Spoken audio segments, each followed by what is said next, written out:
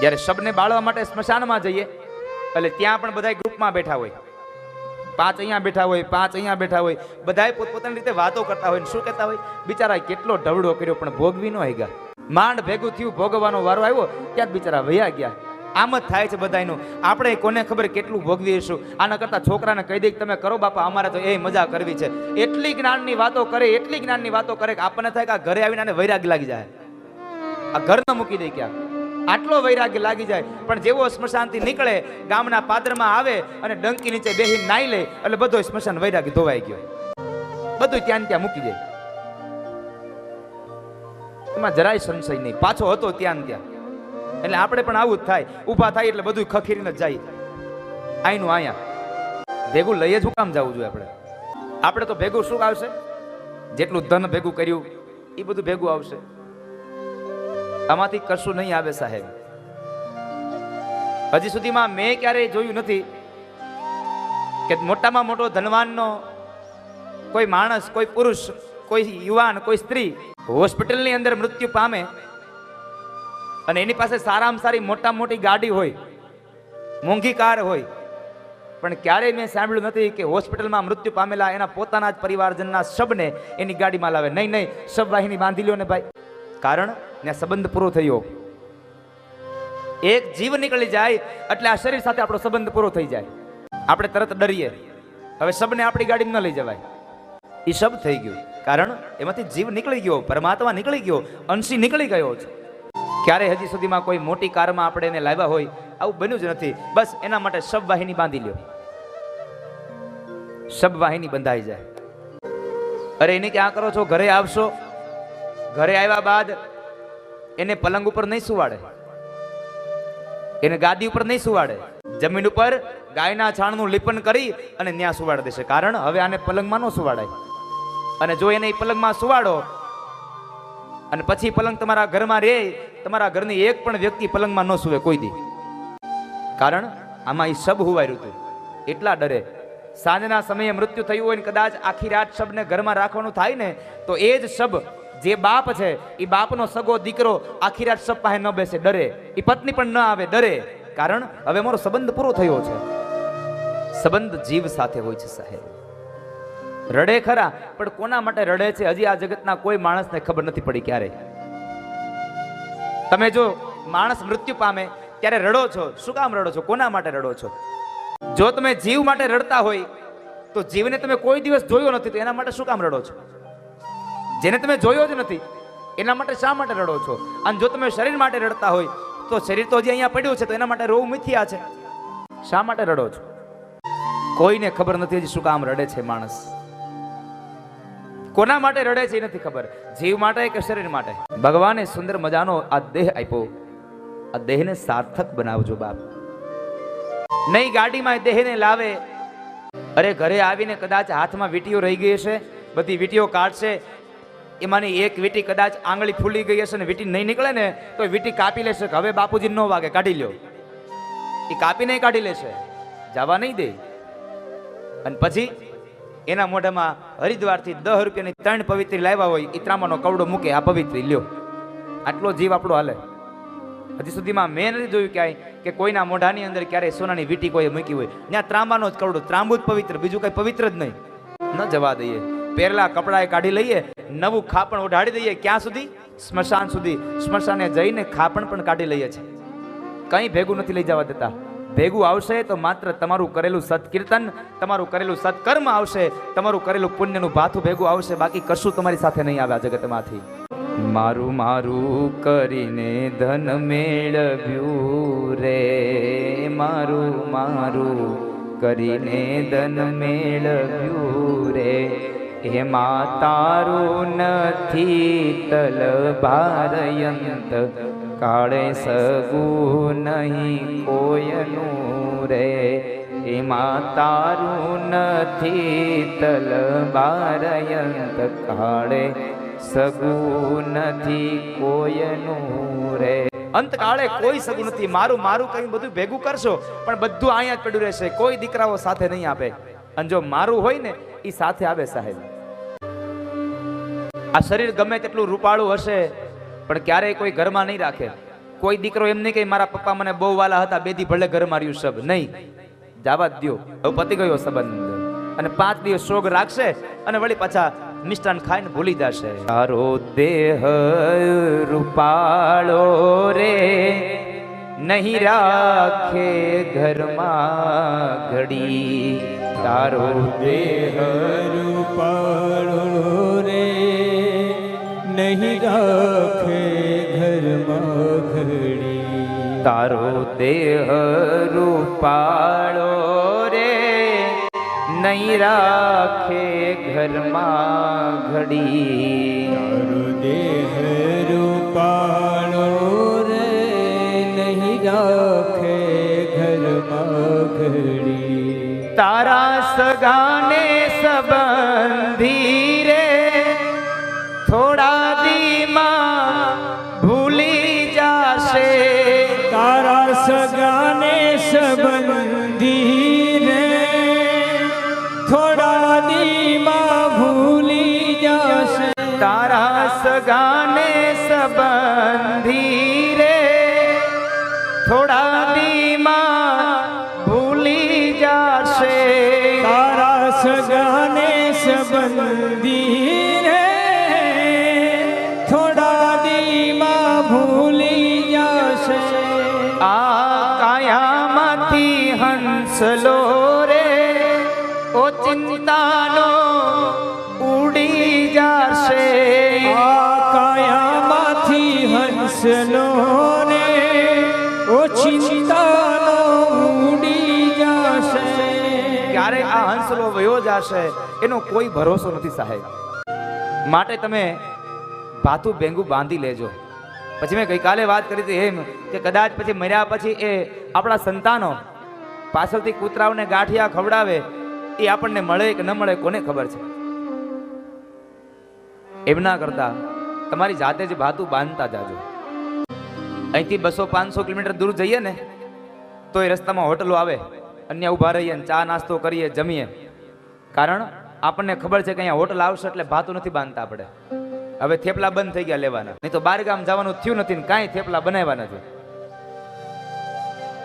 થેપલા અથાણા ગોળ છાશ હોય, બીજું જોઈએ હું. પણ હવે આપણને ખબર છે કે રસ્તામાં સારી સારી હોટલો આવે છે એટલે આપણે એ ભાતા કરી દીધા બંધ. હવે તો ન્યા ડાયરેક્ટ જમી લેવાય ને ગરમા ગરમ, ભલે ને થોડા પૈસા દેવા પડે. એ ખબર છે કે અહીંયા રસ્તામાં હોટલ આવે છે, પણ ઉપર જવામાં એટલા કિલોમીટરની મુસાફરી છે એ હજી ખબર નથી. બહુ લાંબી છે એટલી ખબર છે, પણ હજી ગયા એને કોઈએ કીધું નથી કે આટલા કિલોમીટર પછી હોટલ આવશે. કોઈનો ફોન હજી આવ્યો નથી કે આટલા કિલોમીટર પછી હોટલ આવશે. તો પછી રસ્તામાં ભૂખ લાગશે તો શું કરશો?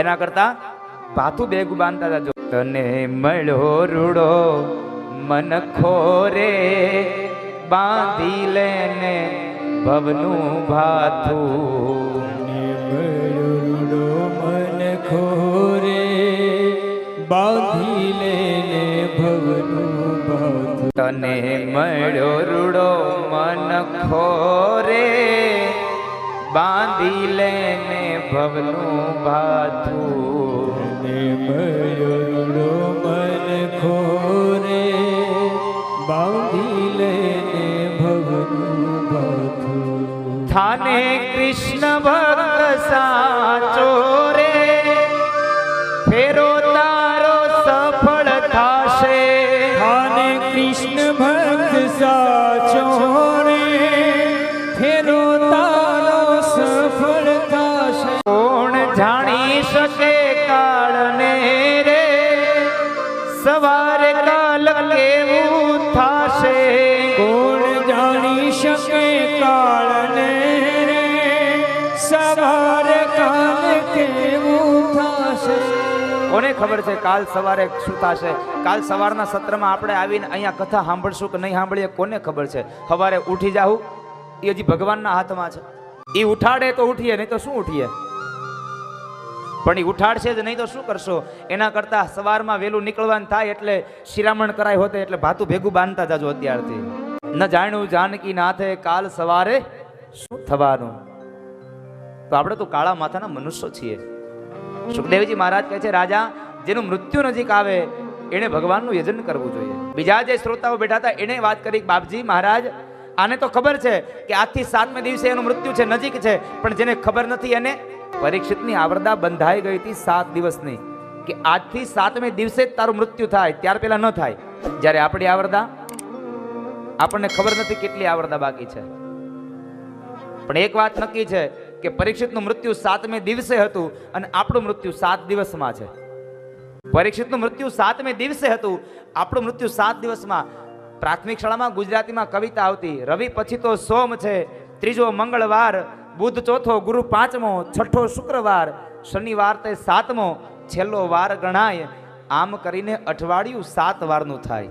7 જ દિવસમાં મૃત્યુ છે. કોઈક સોમવારે જાહે, કોઈક મંગળવારે ટપકી જાહે, જવાનું બધાની વાત નક્કી છે. કોક જાહે, કોક મળશે, કોક મૃત્યુ પામશે, કોક મળશે, કોક વિખૂટો પડશે, બધાનું થવાનું છે સાહેબ. કારણ આ કાયામાંથી હંસલો રે ઓ ચિંતાનો ચાલ્યો જાશે. કાયામાંથી હંસલો રે ઓ ચિંતાનો ચાલ્યો જશે. માટે પરમાત્મામય જીવન બનાવજો. પુત્ર પૌત્રાદિક સંપદામાં આસક્ત બની અને જીવન વ્યર્થ ન કરશો. કારણ આ સ્વરૂપ છે ચિદાનંદ રૂપ શિવોહમ શિવોહમ. ચિદાનંદ રૂપ શિવોહમ શિવોહમ. ચિદાનંદ રૂપ છે આ સાહેબ, શિવનું અંશ છે. માટે જેણે પણ ભગવાને જીવાત્મા પ્રત્યેનો અધિકાર આપ્યો છે, માણસ હર હંમેશા ભગવાનનું યજન કરજો, પરમાત્માનું રટન કરજો. ત્યારબાદ ભાગવતનો આરંભ થયો. વર્ણ વ્યવસ્થાની વાત બતાવી, આ જગતના નિર્માણની કથા બતાવી, ભગવાનના આ વિરાટ સ્વરૂપ છે આ જગત, એની વાત બતાવી. અને સુખદેવજી મહારાજ રાજા પરીક્ષિતને કહે છે, રાજા આ જગતમાં દરેક જીવાત્માને મુક્તિ મળવાની છે. કોઈને આજ મળશે, કોઈને કાલ મળશે, કોઈકને આ જન્મે મળશે, કોઈકને બીજા જન્મે મળશે. મુક્તિના 2 પ્રકારો છે. કોને કેવી મુક્તિ લેવી એ નક્કી તમારે કરવાનું છે. એક સદ્યો મુક્તિ અને એક ક્રમ મુક્તિ. 2 પ્રકારની મુક્તિ છે. જો આને આપણી તમારી ભાષામાં સમજાવું તો મુસાફરી કરવાની વાત નક્કી છે, મરવાનું છે નક્કી છે. એટલે મુસાફરી કરવાની વાત નક્કી છે. હવે મુસાફરી શેમાં કરવી એ નક્કી તમારે કરવાનું. પ્લેનમાં કરવી છે કે ટ્રેનમાં? પ્લેનમાં કરવી છે તો સુરતથી બેહો સીધા દિલ્હી, આ પ્લેન મુસાફરી, આ સદ્યો મુક્તિ. સુરતથી બેસો અને દિલ્હી જાઓ, પણ વચમાં બધા સ્ટેશન લેતા જાય, અંકલેશ્વર ને ભરૂચ ને નડિયાદ ને વડોદરા બધું લેતું જાય, આ ક્રમ મુક્તિ, ટ્રેન મુસાફરી. પ્લેનમાં બેસશો જલ્દી પહોંચશો, ભાડું વધારે થાય. ટ્રેનમાં બેસશો ભાડું ઓછું થાય, મોડા પૂગશો. નક્કી તમારે કરવાનું છે.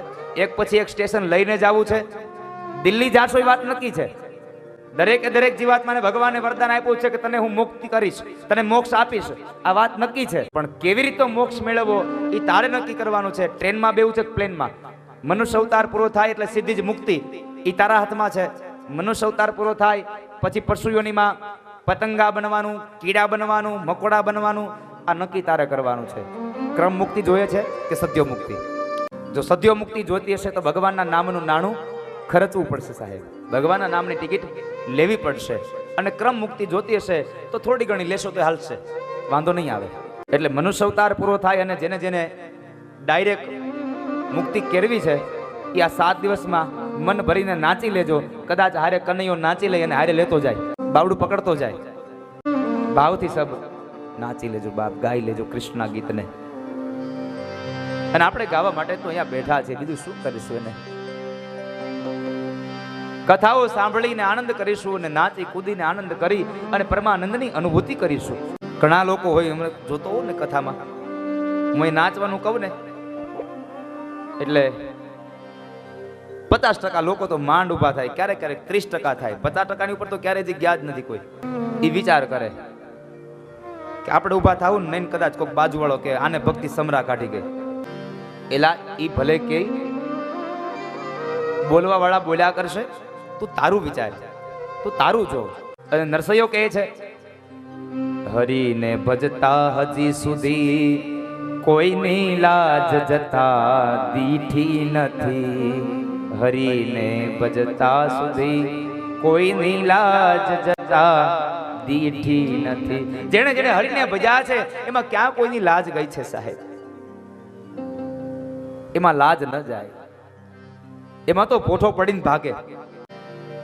જેણે જેણે હરિને ભજ્યા છે એમાં આપણી લાજ નહીં જાય, લાજ હરિની જશે. નરસૈયો કહે છે કે એ કનૈયા, આ કામ મારું નહીં, આ કામ તારું છે, અને જો તું નહીં આવે તો લાજ મારી નહીં જાય, લાજ તારી જશે. બધાય કહેશે કે તો તને નરસૈયો માને છે, આ લાજ તારી ગઈ. માટે કનૈયા કામ તું કરજે, મારી આ જવાબદારી નથી, જવાબદારી તારી છે. અને જ્યારે આવું તમે ભાવ રાખો ત્યારે કૃષ્ણ આવી અને તમારા કામ કરી જાય. ચાહે પછી એ નરસિંહ મહેતાના પિતાશ્રીનું શ્રાદ્ધ હોય તો ભલે, અને કુંવરબાઈનું મામેરું લઈને જવાનું હોય અને એમાં પથરો હોનાનો મૂકવાનો હોય તો ભલે સાહેબ, એ કામ કરી જાય છે. પણ જેણે હરિને ભજ્યા છે એના કામ થયા છે. અરે કૃષ્ણ કદાચ, મને તો નવાઈ એ વાતની લાગે છે, આપણે કૃષ્ણને એકને જ માત્ર ને માત્ર પૂર્ણ પુરુષોત્તમ કહીએ છીએ. માત્ર પૂર્ણ પુરુષોત્તમ કૃષ્ણ એક જ છે, બાકીના બધા અર્ધનારીશ્વર છે. કૃષ્ણ પૂર્ણ પુરુષોત્તમ છે. આજનો પુરુષ પણ અર્ધનારીશ્વર છે, કળિયુગનો પુરુષ પણ અર્ધનારી છે, આ પૂર્ણ પુરુષ છે. કદાચ નરસિંહ મહેતાનું રૂપ લઈને જાય એમાં નવાઈ નથી. કદાચ મીરાબાઈના ઝેર પીવા જાય એમાં નવાઈ નથી. શામળસોર શેઠ બની જાય એમાં નવાઈ નથી. નવાઈ તો ન્યા છે કે સકુબાઈના ઘરના છાણ વસદા કરવા માટે થઈ અને જેને પૂર્ણ પુરુષોત્તમ કીધો છે એ બાઈનું રૂપ લઈને જાય, સ્ત્રી બનીને જાય અને સકુબાઈને કહે, સકુબાઈ તમે જાત્રા કરો, ઘરના છાણ વસદા અમે કરશું સાહેબ. આ સ્ત્રી બનીને જાય છે. વવારું થઈને વાલો આવ્યો, કરવા ઘરના કામ લીધા સકુબાઈના રૂપ. એ સકુબાઈનું રૂપ લઈને ધરીને આવે, કારણ ભગવાનની ભક્તિમાં એને સકુબાઈને ભાવ જાગ્યો છે. જ્યાં સુધી ભગવાનની ભક્તિમાં તમને ભાવ નહીં જાગે ત્યાં સુધી પરમાત્મા તમારું કામ નહીં કરે સાહેબ.